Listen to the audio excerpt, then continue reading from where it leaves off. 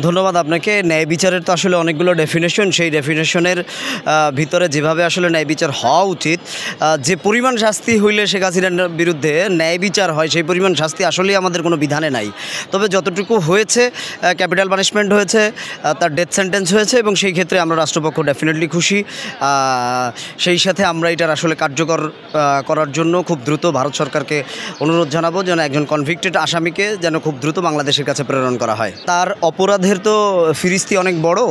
আপনাকে শুধু সামারিগুলো বলি, সেটা হচ্ছে যে জুলাই মুভমেন্টের সময়ে তিনি মাত্র 36 দিনে 1400 মানুষকে খুন করেছেন।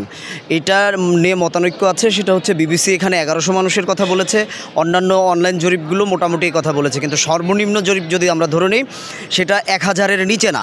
1000-এর মতো মানুষকে তিনি খুন করেছেন, লেথাল উইপন ব্যবহার করেছেন, অ্যাজ ওয়েল অ্যাজ তিনি যে কাজগুলো করেছেন, এখানে আমাদের প্রায় 2000 মানুষ পঙ্গু হয়েছেন, কেউ চিরতরে পঙ্গু হয়েছেন, কেউ মুখ হারিয়েছেন, চোখ হারিয়েছেন, পা হারিয়েছেন, যারা স্বাভাবিক কর্মজীবনে আর কখনোই ফিরতে পারবেন না।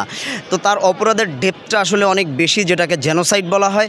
এই জেনোসাইডের যে শাস্তি, সেই শাস্তিটা তার প্রাপ্য এবং আমরা বিশ্বাস করি যে তিনি তার প্রাপ্য শাস্তিটাই পেয়েছেন এবং বাংলাদেশের ইতিহাসের সর্বপ্রথম ব্যক্তি তিনি, যিনি একজন প্রাইম মিনিস্টার এবং পলাতক হিসেবে, এক্স প্রাইম মিনিস্টার এবং পলাতক হিসেবে তার কনভিকশন হয়েছে এবং আমরা প্রসিকিউশন টিম এটা খুব দৃঢ়ভাবে বিশ্বাস করি যে তার আসলে সৎসাহস নাই মামলা মোকাবেলা করার জন্য, সেই কারণেই তিনি বাংলাদেশে আজ পর্যন্ত আসেন নাই। একটা ফিউচারের প্রত্যেক রাজনীতিবিদদের জন্য ইটস এ মানে গ্রেভিয়াস মেসেজ যে ভবিষ্যতে যদি কেউ স্বৈরাচার হইতে চায় তাহলে তার জন্য সেম ব্যাপারটা অপেক্ষা করতেছে। আর সেই সাথে আমরা বলবো যে ওনার ডেপথ অফ অকারেন্স, যেটা অকারেন্সের যে গভীরতা, সেই গভীরতা ওনাকে 1400 বার মিনিমাম ফাঁসি দেওয়া উচিত।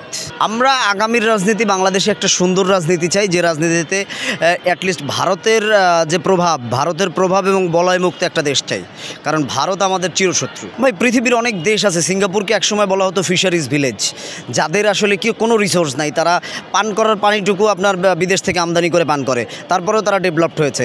তো আমাদের আসলে অনেক রিসোর্স আছে, আমরা আমাদের যে রিসোর্সগুলো আছে সেই রিসোর্সগুলো যদি আমরা প্রপারলি ইউজ করতে পারি, আমরা ভারতের প্রভাব বলয় মুক্ত হিসেবে এই দেশে বসবাস করতে পারবো। আমরা ভারতের কোনো অঙ্গরাজ্য হিসেবে থাকতে চাই না। দেখুন, রায়ের একটা ডেপথ আছে, রায়ের একটা গভীরতা আছে। কার্যকরের বিষয়টা তো আইনশৃঙ্খলা বাহিনী তাকে খুঁজতেছে এবং আমরা মিডিয়ার মাধ্যমে যতটুকু জেনেছি যে তিনি আসলে বাংলাদেশে নাই, তিনিই না শুধু, তার ক্যাবিনেটের কেউই বাংলাদেশে নাই। তো তারা দেশের বাইরে থেকে কথা বলছেন। এখানে আইসিটি অ্যাক্টের যে বিধান, সেই বিধান অনুযায়ী স্পেসিফিক 30 দিনের মধ্যে তাকে আপিল করতে হবে সারেন্ডার করে, তা না হলে তার বিরুদ্ধে তিনি যখন ধরা পড়বেন তখন তো সাজা কার্যকর করা যাবে। এই ব্যাপারে আর কোনো দ্বিমত নাই, এটা আইনের এস্টাবলিশড প্রিন্সিপাল। এই প্রিন্সিপাল অনুযায়ী হয়তোবা প্রাথমিক দৃষ্টিতে দেখা যাচ্ছে যে তিনি, ভারত সরকার যদি তাকে ফেরত দেয় তাহলে হয়তোবা রায় কার্যকর করা সম্ভব হবে, অন্যথায় তাকে মানে আপনার রেড নোটিশ জারি করতে হবে। রেড নোটিশ জারি করে তারপরে তাকে দেশে এনে তারপরে ইন্টারপোলের মাধ্যমে তার সাজাটা কার্যকর করা হবে।